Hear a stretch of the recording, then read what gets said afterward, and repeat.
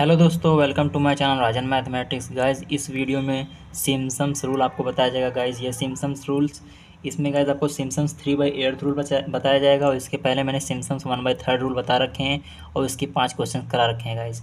और यहाँ पर हम सिम्पसन्स 3/8 रूल बताएंगे, जहाँ से हम क्वेश्चन नंबर 6 से कंटिन्यू कर रहे हैं। क्वेश्चन नंबर 1 से लेकर 5 तक मैंने सिम्पसन्स 1/3 रूल के क्वेश्चन करा रखे हैं। अब क्वेश्चन नंबर 6 से हम 3/8 रूल के क्वेश्चन कंटिन्यू करेंगे गाइस। ये हमारा चैप्टर 1 इंटीग्रल कैलकुलस का टॉपिक है गाइस। इसके पहले गाइस मैंने ढेर सारे नंबर ऑफ चैप्टर्स करा रखे हैं, उन सभी वीडियो का लिंक इस वीडियो के डिस्क्रिप्शन में आप यहाँ से रीड कर सकते हैं गाइस। इस फार्मूले को पहले समझेंगे, फिर इस क्वेश्चन नंबर 6 को सॉल्व करेंगे। फार्मूला हमारा है सिम्पसन्स 3/8 रूल। सिम्पसन्स 3/8 रूल का फार्मूला हमारे ये दिया हुआ है, यहाँ पर लिखा हुआ है। कह रहा है integration a to b y dx is equal to 3h/8 bracket में y0 प्लस yn प्लस का 3 ब्रैकेट में y1 plus y2 plus y4 plus y5 plus up to on yn-1 तक गया है, ठीक। प्लस का 2 ब्रैकेट में y3 plus y6 plus y9 plus y12 up to yn-3। आपने ऑब्जर्व किया होगा कि यहाँ पर जो है आपका 3 का टेबल्स जा रहा है, 3 के पेयर में जा रहा है। 3, 6, 9, 12 ऐसे करते हुए आगे चलता जा रहा है, ठीक है। 3 का मल्टीपल में जा रहा है। और यहाँ पर वैल्यू क्या है, यहाँ पर जो 3 के मल्टीपल में वैल्यू आ रहा है वही वैल्यू छोड़ के बाकी यहाँ पर सारी वैल्यू लिखी गई है, ठीक है। और ये हमारा फार्मूला हो गया सिम्पसन्स 3/8 रूल का फार्मूला हो गया। अब इसमें जो टर्म्स यूज हुए हैं उनका नाम क्या है, ऐसे ये ए क्या है, बी क्या है। ए जो है हमारा गाइस वो हमारा लोअर लिमिट होता है, बी जो होता है हमारा अपर लिमिट होता है। यहाँ पर वाई जो है वो फंक्शन ऑफ एक्स है, ठीक। वाई हमें यहाँ पर फंक्शन ऑफ एक्स ना लिख करके वाई लेके सॉल्व किया है, मतलब फार्मूले में पुट किया है, ठीक है। तो y जो होता है हमारा एफ ऑफ एक्स के इक्वल होता है, और h जो हमारा वो है इंटरवल होता है, ठीक है। y0 हमारा जो होता है फर्स्ट ऑर्डिनेट होता है, और yn जो होता है हमारा लास्ट ऑर्डिनेट होता है, और n को हम नंबर ऑफ सब इंटरवल्स कहते हैं, जो कि यहाँ पर दिया हुआ है, ठीक है। और यहाँ पर भी n दिया हुआ है। तो ये जो लिखे हुए हैं y1, y2, y4, y5, इसे हम ऑर्डिनेट्स कहते हैं। आई होप कि आप ये सारा कंसेप्ट अच्छे से समझ में आ गया होगा गाइज। इस फार्मूले को आप लोग नोट डाउन कर लीजिएगा, अच्छे से तैयार कर लीजिएगा, ताकि वो क्वेश्चन सॉल्व करने में हेल्पफुल रहे। तो क्वेश्चन नंबर 6 को कंटिन्यू करते हैं। क्वेश्चन नंबर 6 कह रहा है evaluate integrations 0 to 3 x³ dx using Simpson's 3/8 rule with n = 3। कह रहा है इस इंटीग्रल्स को, इस फंक्शंस को हमें सॉल्व करना है सिम्पसन्स 3/8 रूल यूज करके, ठीक है। जिसमें हमें n की वैल्यू क्या है, गिवन है। तो first of all question solve करने से पहले हम 3/8 रूल का फार्मूला लिख लिए हैं। ऐसे ही करेंगे, क्या करेंगे, हम फार्मूला सबसे पहले लिख लेते हैं ताकि हमको आइडिया लगे कौन सी वैल्यू गिवन है और कौन सा वैल्यू हमें निकालना है, ठीक। तो ये हमारा फार्मूला है, जो कि सिम्पसन्स 3/8 रूल का हमने फार्मूला लिख रखा है, जो आपको हमने ऊपर समझाया वही फार्मूला यहाँ लिख दिया है। अब यहाँ पर क्या करेंगे हम गाइज, पहले हम h की वैल्यू निकालेंगे, ठीक है, फार्मूले में।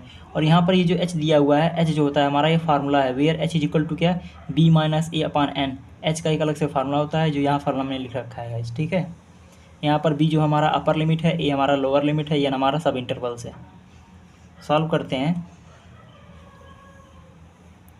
यहाँ पर हम निकालेंगे पहले h की वैल्यू निकालेंगे। तो h का फार्मूला में क्या दिया हुआ है, h = होता है b - a/n, ठीक। यहाँ पर b हमारा अपर लिमिट है, a हमारा लोअर लिमिट है, और n की वैल्यू में गिवन है क्वेश्चन में। तो यहाँ लोअर लिमिट हमारा क्या दिया है, 0 दिया हुआ है, अपर लिमिट क्या दिया है, 3 दिया हुआ है। तो यहाँ पर लिखेंगे 3 - 0 डिवाइड बाई 3, ठीक। इसको सॉल्व करेंगे तो हमें h की वैल्यू क्या मिल जाएगी, 1 मिल जाएगा। अब जब h की वैल्यू हमें 1 मिल गई है, तो इसके आगे का जो स्टेप रहता है सॉल्व करने के लिए, हम यहाँ पर एक टेबल क्रिएट करेंगे, ठीक है। जहाँ पर एक बॉक्स में इस साइड में हम क्या करेंगे, x की वैल्यू पुट करेंगे, और जो x की वैल्यू आएगी उसको हम यहाँ पर पुट करके हम y की वैल्यू निकाल लेंगे, ठीक है। तो यहाँ पर x की वैल्यू निकालेंगे, यहाँ पर y की वैल्यू निकालेंगे। ये x और y की वैल्यू निकालेंगे कैसे, यहाँ पर जो हमारा लिमिट दिया हुआ है, यहाँ पर देखिए इस क्वेश्चन में लिमिट दिया है 0 to 3। तो ये जो हमारा लिमिट दिया हुआ होता है, ये हमारा लोअर लिमिट है। इस लोअर लिमिट को हम लिखेंगे, ठीक है, यहाँ पर लिखेंगे, और इस लोअर लिमिट में हम h को ऐड करते जाएंगे। जैसे ये 0 दिया हुआ है ना, इस 0 में हम 1 को ऐड करेंगे तो हमें 1 मिलेगा, ठीक। फिर इस 1 में हम 1 को ऐड करेंगे, जैसे 0 में हमने 1 ऐड किया तो हमें 1 आया, 0 + 1 किया तो 1 आया। 1 जो हमारा आंसर आया उसमें फिर हम h ऐड करेंगे, तो यानी h की वैल्यू 1 दी हुई, तो ऐड करेंगे तो क्या मिलेगा, 2 मिलेगा। अब जो 2 हमारा आंसर है उसमें फिर हम h ऐड करेंगे तो 3 मिल जाएगा। यानी ये हमें वैल्यू तब तक ऐड करते जाना है, h की वैल्यू। इसमें जो आंसर आएगा उसमें हम h की वैल्यू बार बार ऐड करते जाएंगे, या तब तक ऐड करते जाएंगे जब तक हम अपर लिमिट यानी 3 तक ना पहुँच जाएँ, ठीक है। इस तरीके से हम टेबल बनाएंगे। तो टेबल यहाँ पर बनाकर लिखते हैं x की वैल्यू हमारे यहाँ लोअर लिमिट क्या दिया है, 0 दिया हुआ है, तो यहाँ पर हम 0 लिखेंगे, ठीक। अब x की वैल्यू यानी हमारा लोअर लिमिट क्या दिया है, 0 दिया है। इस 0 में क्या करेंगे, हम 1 को ऐड करेंगे, जो कि h की वैल्यू है, ठीक। इस 1 को हम ऐड करेंगे तो हमें क्या मिलेगा, 0 + 1 करेंगे क्या मिलेगा, हमें 1 मिल जाएगा।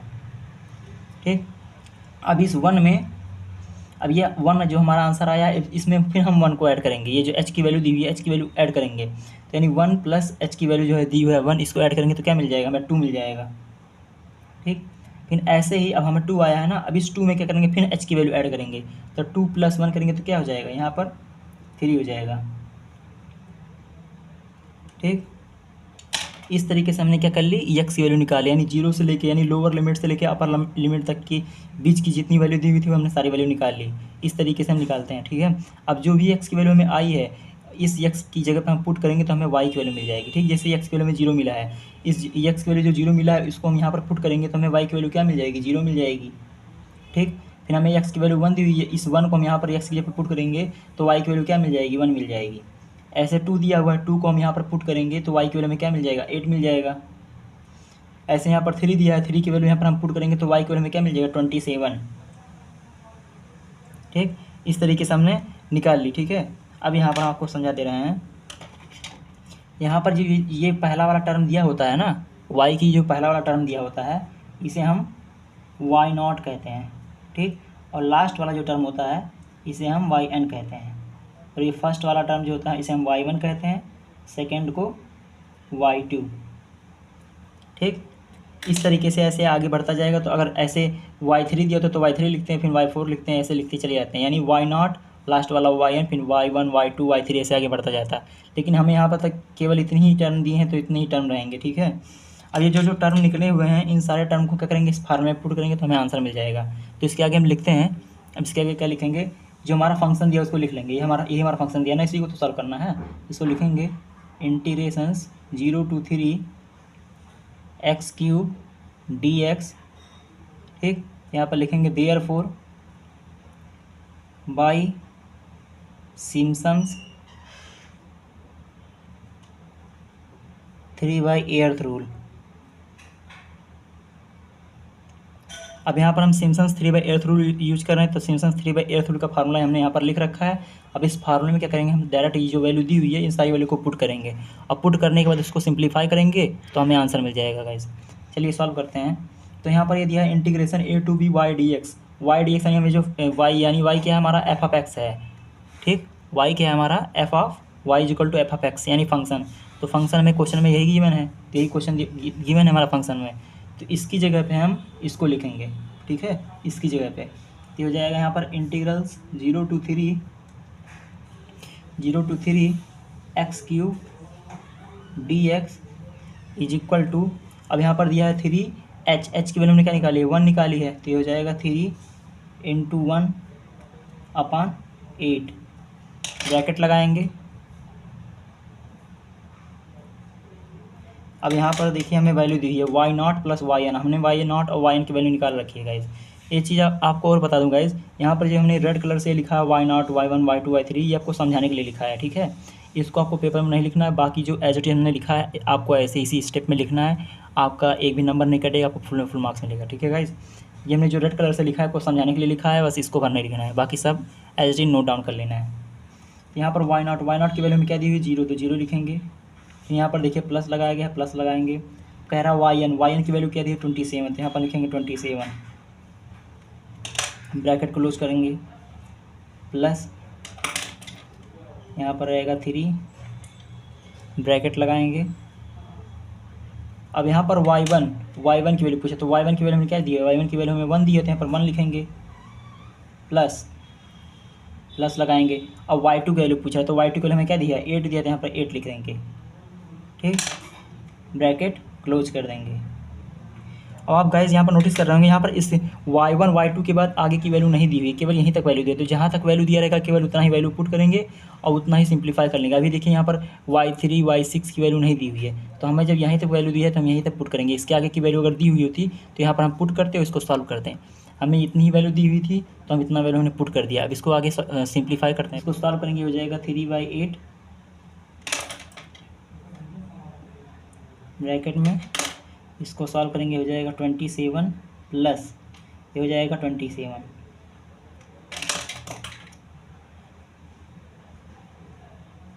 ठीक, इसको as it is note down कर लेंगे। ये हो जाएगा लिमिट 0 to 3 x³ dx। ठीक, इसको सॉल्व करते हैं। ये हो जाएगा 3/8, ये हो जाएगा आपका 54।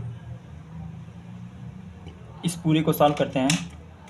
इस पूरे को और सिंप्लीफाई करने के बाद हमें जो फाइनल आंसर मिल रहा है वो हमारा आ रहा है 20.25।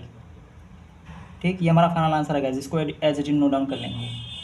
इंटीग्रेशन 0 to 3 x³ dx, ये हमारा फाइनल आंसर है। ये हमारा आंसर हो गया गाइस। मैं उम्मीद करता हूँ कि आपको ये क्वेश्चन अच्छे से समझ में आया होगा गाइस। Thanks for watching. मिलते हैं नेक्स्ट वीडियो में, तब तक के लिए बाय।